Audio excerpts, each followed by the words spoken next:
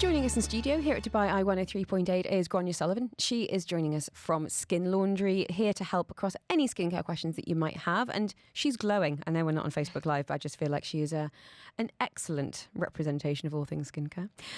We've had 2 messages actually asking about boys of a similar age, 12 and 13. Pimples on forehead, just starting to get acne. Can you advise on things you can apply or use? Where to start? So definitely it's really important that they look at what they're doing. Are they cleaning their face? What are they washing their hair with? Things like that can make a huge difference. Especially, I'm always reluctant to tell people to start using like a really aggressive wash for oil or something that says acne usually on the front, to be honest, ends up being, salicylic based or something that's a little bit too strong for the skin. And if you strip away the oil, your skin will just work double hard to replace it. So if you're talking to the teenage skin, again, you've got that hormonal change, puberty is coming to effect.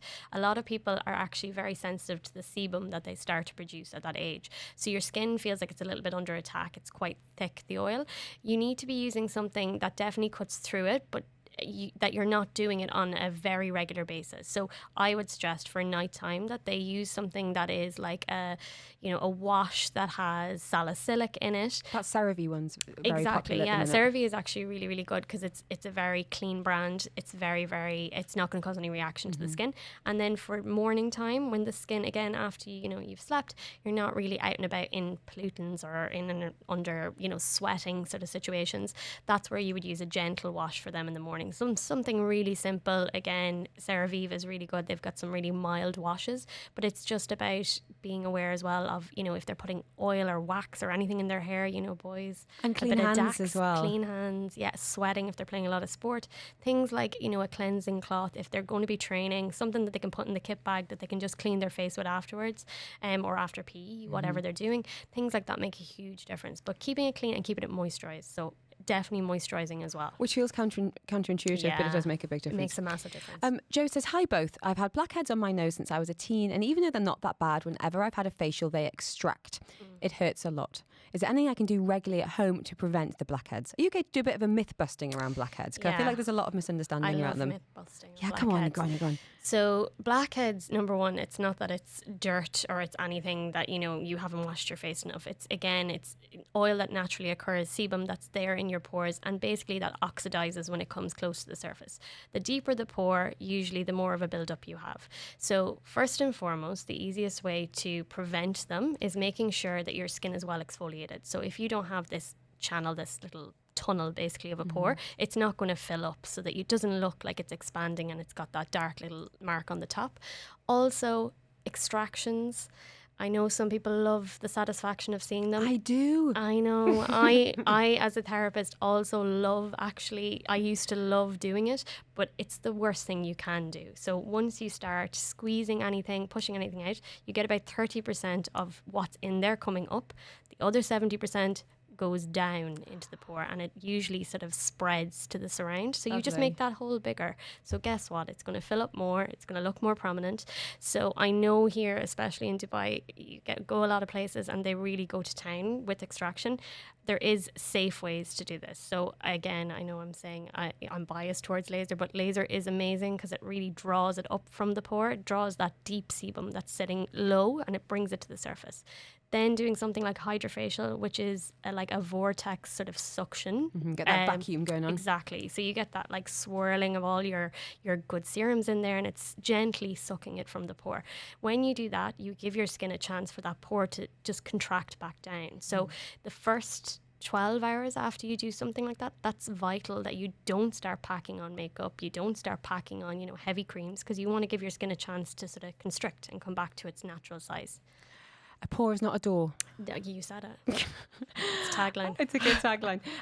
We've got a message here, no name on it, which is, we always say, absolutely fine. My daughter's 8 and has white patches on her knee and under her eye. The doctor's diagnosed it with vitiligo. What can be done about it? The doctor says laser can stop it further, but there is no cure. When I've spoken to dermatologists in the past, that's exactly what I've heard as well. To be honest, again, it's something, it's like rosacea. Vitiligo is something that can just appear on the skin. It can be from a trauma. So if there's a cut, sometimes if you have, an overproduction of melanin, you end up with the body sort of rejecting itself and it starts to attack the melanocytes, and that's where you get that bleaching. Laser, You can contain it, but you have to be very, very careful. I also think an 8-year-old as well. Yeah, no. I would say the best thing you can do is make sure the skin is really moisturized as well, because sometimes when it gets dry, if you get scabbing or peeling, that, a wound can sort of basically trigger that reaction in the skin.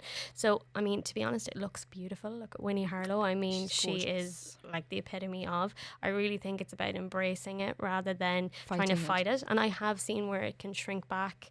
But again, skin is beautiful. Everybody's different. Embrace that difference, especially for her at 8. I wanted to ask you lastly, because we've had a number of messages asking just about general skincare. Because as you said, we get products and research and experts thrown at us. So for your average Joe or Mo living in Dubai, what should we perhaps be incorporating in terms of washing, treating, protecting? Okay, so gentle wash. I'll say it again. It needs to be nothing that's stripping. Stay away from the words, clarifying, stripping, oil reduction. Because to be honest, even though people think they have oily skin, usually they have dehydrated skin with oil on top. That's me. So yeah, you want a gentle cleanser. I will tell you, a toner is essential here, but a toner that is a balancing toner, something that's not going to strip the skin, no alcohol. So a gentle toner. Again, that helps to close down the pores. It helps to protect the skin and regulate your pH. Then you want to do your serum, so an active. So for daytime, I like vitamin C, as I said, for pollutants, for just a general shield over your skin. It's vital, especially in this region. We're absorbing a lot. And then obviously your SPF during the day. Mineral SPF over chemical SPF is definitely the way to go, especially for skin that's reactive. A lot of people are like, I'm terrified to put an SPF on, especially if they do tend to break out. Mineral does not cause you to break out, and it's also going to leave you with like a matte finish, so it's not going to look shiny or greasy. And then for nighttime, basically same routine. Do a gentle wash, your toner, and then you want to do an active additive at nighttime, so a retinol maybe, tranexamic acid, which is the hot ingredient Never at the heard minute. of it. Yeah, it's the only FDA approved ingredient on the market for treating melasma, so hormonal pigmentation or hyperpigmentation. You're going to see it everywhere by the end of this year. All of the big brands are jumping on it. I will say I'm ahead of the time with it, but it is amazing. It's one of the only things that you can actually stand behind and say that will treat your pigmentation. Wow. Yeah. Thank you so much for coming in. We've had so many messages we hadn't get to, so we'd love to have you back again. In the meantime, though, you can find Grania and the team there at Skin Laundry if you want details of that. What's the best way of getting in touch? So you can go on our website. You can always contact us through there, or book a consultation with our nurses. We also obviously have the clinic in Marina and DIFC. And yeah, we've got our WhatsApp and our text lines as well. You'll find everything on the website. We know our skin, there's nowhere to hide with our skin. Whether it's stress or environmental factors, there's a lot we can be addressing, especially when we live in a hot country. So we're going to be talking skincare. We're going to be talking about facials. Grania Sullivan is with us today. She's from Skin Laundry and is an expert in all of this. I'm curious, Grania, are you a straightforward skincare person? Or are you doing your full, 15, step Korean extravaganza? Oh no, I'm all about, work smarter when it comes to skincare. I think we can do so much damage with too many tools at our disposal these days. Everybody, I know myself, I go into any different, chemist or Sephora, I'm hit with something, I must try this, I must try this, I must try that. So even I get that and I'm an expert. Or you're hit by somebody going, your under eye circles. Let me guide you to this area. We can make you look like less of a hag. Always amazing when somebody points out your faults. And it always makes me feel like spending. Yeah. Not. It makes me feel like walking out. Yeah, exactly. I think a few of you might know where I'm talking about. Not good for the ego. Definitely not. I think the sales approach could do a little bit of work. But yeah, education is key. Education is key. Really is. And actually my dermatologist said to me, she's like, we all need to stop looking in magnifying mirrors. Definitely. I was like, yeah, I think that's probably true, because you can get a little bit fixated on these things. Yeah, and real skin as well. People, we're looking at filtered images. We're looking at, editorial shoots. We're looking at products advertising the world or facials advertising the world. But actually, everybody has texture. Everybody has pores. Everybody has, irregularities in their tone. That's what makes us all different. And it's about, having the best skin for you. It's the healthiest skin is what we want to achieve, not poreless, flawless rubber skin.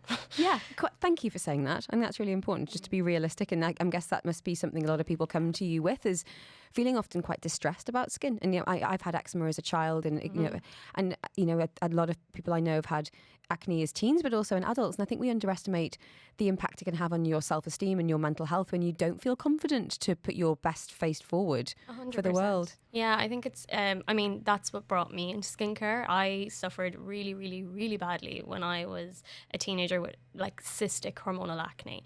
And it was something my mom had and my dad had. So even growing up, I remember my mom always saying to me, this is coming for you. You're going to end up with this. I mean, all the lovely things parents put on their kids. But I became obsessed with sort of, again, like I went and done all the wrong things. I packed it full of, the Elizabeth Arden pan stick. I was, caked going into school. I used to be like wearing my scarf up around my mouth, obviously in Ireland, not in Dubai. And yeah, like maskne now, when maskne became a thing here, that really reminded me of when I was younger, when I would wear these, snood type of things up and around my face to hide everything. Mm-hmm. And then, products for stripping oil. It was all about do you remember Oxy? Oh yeah, I had those Clearasil pads. Oh, and just the smell. Have a big scrub of that, and then stick some Oxy on. Then your face will just be nice and peeling. Just that burn, that good burn. There are other ways of dealing with it, which we're going to be talking about. Yes. But facials is obviously a big passion, a big part of what you do. What age do you think people should start looking at facials? I say people because I'm including men in this. Oh yeah, definitely. I mean, to be honest with you, I think for everybody, the younger that you start into a very simple, basic routine is the best advice I can give. Things like keeping your face clean, which with a gentle cleanser or a gentle wash. Mm-hmm. I really think, like my daughter she's about to turn 12. I've started introducing it to her. You've got a 12-year-old? Yeah, I've got a 12-year-old. It's a lot of laser, babe. Oh my God, it's working for you. I know. I've got a 12-year-old and a 5-year-old. And to be honest, I mean, I think it's just because it's in my DNA that they have picked it up themselves. I'm not like forcing it on them, but definitely, when you see that little sort of lump and bump and texture, and as soon as sort of puberty starting, we do have to actively help our skin. We all are guilty of touching our faces. We're all guilty of like putting a pen in your mouth, chewing something, touching.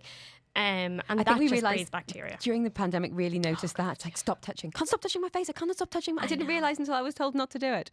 I want to ask you a little bit about Dubai skin. What's coming into clinic? Have you noticed anything that is perhaps unique to this part of the world, or you're seeing more of than anywhere else? Yeah, massively. So here, it's definitely melasma, hormonal pigmentation. Just had a message on this very topic. Yeah. Can your expert please advise on pigmentation on my cute female nose, or suggest a treatment? What's that about? Is this sun exposure?